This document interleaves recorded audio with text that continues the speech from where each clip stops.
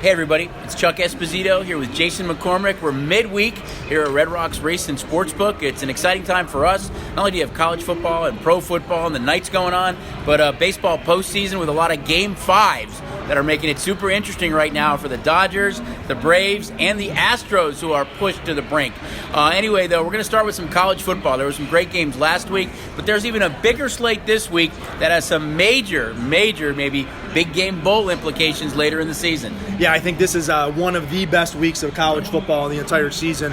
Obviously, we look to mid-November. You've got kind of that rivalry week, which tends to be college football's best week. But I think this week is absolutely huge when we talk about national championship implications. We start off right away in the Big 12, 9 o'clock in the morning, Oklahoma, Texas. Oklahoma's undefeated. I do not think a Big 12 team will get into the bowl championship series without going undefeated with the way the schedule looks. So this turns out to be a monster game for Oklahoma. They do have a road game at Baylor, who's the only other ranked team really playing well this year, in the Big 12. So winning this game against Texas sets them up very, very well to be able to run the table. When we look to the 12:30 slate, we've got Wisconsin 5-0 playing in the 12:30 slate against Michigan State, another team with a chance to run the table. They do have to play at Ohio State later in the season, so that'll be an interesting game.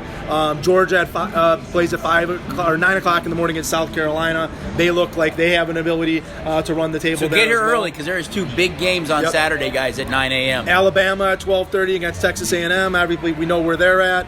12:30 Clemson plays. So again, you've got some of those big favorites in the afternoon, and then we turn to the 5 o'clock hour with probably the biggest SEC matchup, where we've got Florida playing LSU. Again, you're going to have to go undefeated to get to being able to play Alabama in the SEC big games for Florida. They were able to knock off Auburn last week, and now they have LSU. LSU, again, they still have Alabama on the schedule if they're able to win this game. You've got undefeated Penn State playing at Iowa in the 4:30 hour, and then USC, Notre Dame. I guess both of those teams, more so Notre Dame, has that national championship hope. But again, that's a 4:30 game late that's going to be fantastic. So that's Saturday's schedule. I mean, you can just feel my excitement. I think that the matchups are great, great betting options, and some exciting football. I think clearly the best Saturday of the year so far. I'm going to look at the pros a little bit, and you talked about the Chiefs being an undefeated team. No more. Two teams in the NFC that everybody loved. The Bears and Cowboys both got beat. Bears got beat by the Raiders in London. Cowboys had their struggles at home against the Packers, but who would have thought? The only two undefeated teams. We know how good the Patriots are, but the San Francisco 49ers at 4-0 right now, they can play on both sides of the ball. Bosa looked so dominating on defense. They can run the ball. Offensively, they are really talented too, and I think they're a scary good team, especially the way they play D and can run the ball. And who do they happen to play this week? They play the Rams, but the Rams have not played well. They come off back-to-back losses.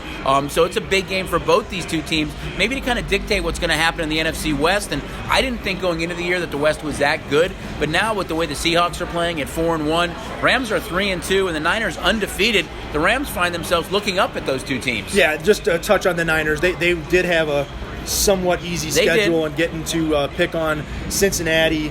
They got a Ben Roethlisberger-less Steelers team to come in and then obviously destroy the Browns this past week. So, kudos to them. Come out of the box the way they did. But I think their first true test is this week against the Rams. I think it's a much bigger game for the Rams, though, being at home in this game.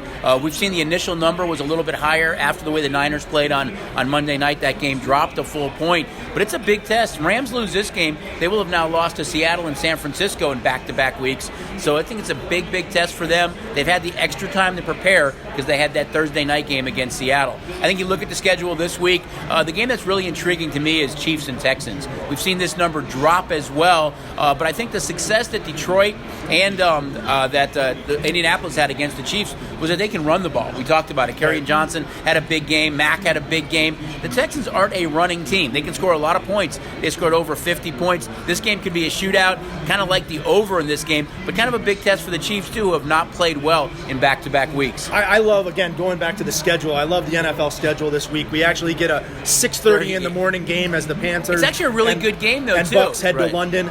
So we've got that one game at 6:30. We've only got 6 10 a.m. games, and then we've got 4 1 o'clock games. Wait a minute, we actually have 4 1 o'clock games this week opposed to 2 balance last this week week? is absolutely incredible. Right. So I'm looking, like you said, that 6:30 matchup, Panthers-Bucks, a key divisional matchup. I think, again, we could be seeing some up and down scoring in London. But the game that I look for is we go back to the Monday night game, Lions and Packers, and Minnesota and the Eagles. I think that those are really, really big games in the NFC, dictating where those teams are going to be come playoff time. Well, you look at the Eagles, their secondary is the 5th worst in the league right now with what they're giving up on the back end.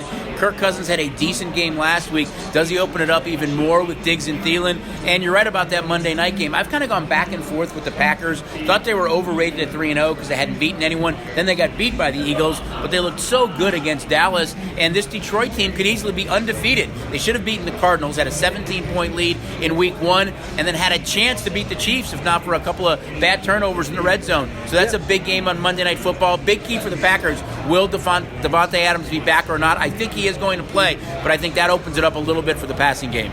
Don't forget also Saturday night, you've got the Flames coming to town against the Knights. So on top of all that college football, we're going to close out that Saturday night with Calgary coming back home. And obviously the Knights will be excited to play that game. Looking to regroup a little bit, right? After Boston beat them up a little bit. And I know we touched on baseball. We've got 3 Game 5s going on right now. But don't forget, later in the week then, you're going to have both the ALCS and the NLCS that open up play. So it's going to be fun. Great crowds, great atmosphere. Don't forget, we love when you guys get here. But if you can't get here, sign up for STN Mobile. You've got the bonus, and you can bet all these different games at different times from anywhere in the Valley. So we look forward to seeing you guys this weekend. Good luck, and we'll catch you next week. $1 beers, $1 dogs.